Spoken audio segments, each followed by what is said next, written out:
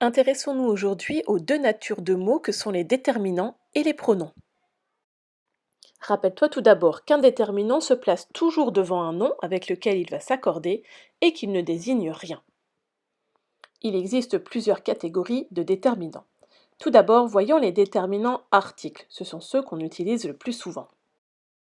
On utilisera tout d'abord l'article défini pour des choses qui ont déjà été citées ou nommées dans le texte. Pour des éléments inconnus, on utilisera l'article indéfini.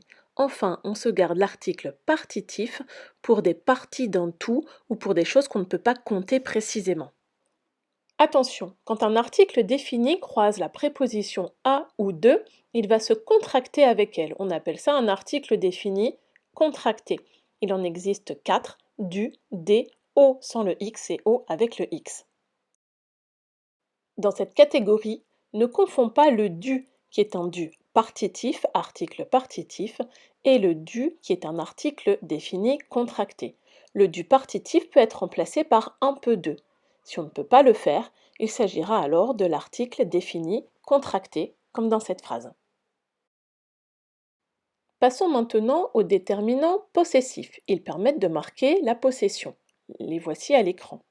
Le déterminant possessif t'indiquera le genre du nom, son nombre, ainsi que la personne qui possède l'objet. Les déterminants démonstratifs vont permettre de désigner quelque chose comme si on le montrait. Ne confonds pas le 7CET qui est devant un nom masculin du 7CE2TE qui est devant un nom féminin. Nous voici avec les déterminants indéfinis.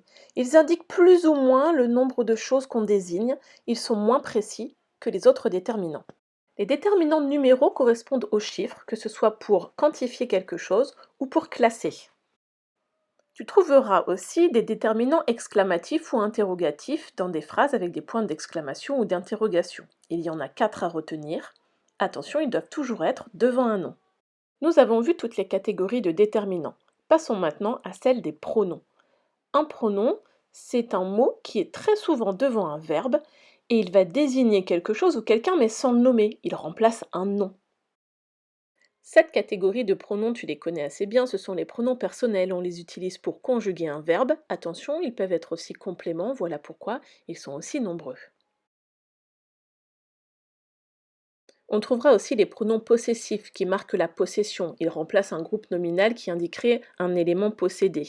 Ici, ma soucoupe, c'est la mienne, mes soucoupes, ce sont les miennes. Passons aux pronoms démonstratifs. Ils permettent de remplacer un nom qui désigne quelque chose ou quelqu'un qui aurait pu être montré. Ils existent en forme composée avec ci et là de rajouter, par exemple celui-ci ou celui-là. N'oublie pas les 4 petites formes en dessous qui sont aussi des pronoms démonstratifs.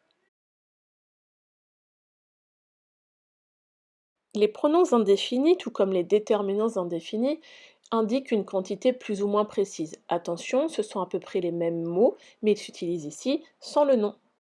De même, les pronoms numéraux, ce sont les mêmes que les déterminants numéraux, ils permettent de chiffrer ou de classer. Rappelle-toi des pronoms relatifs, ce sont ceux qui te permettent, après une proposition principale, d'ajouter une proposition subordonnée relative. Il te faut connaître la liste par cœur, qui, que, quoi, dont, où avec accent, et les composés de lequel.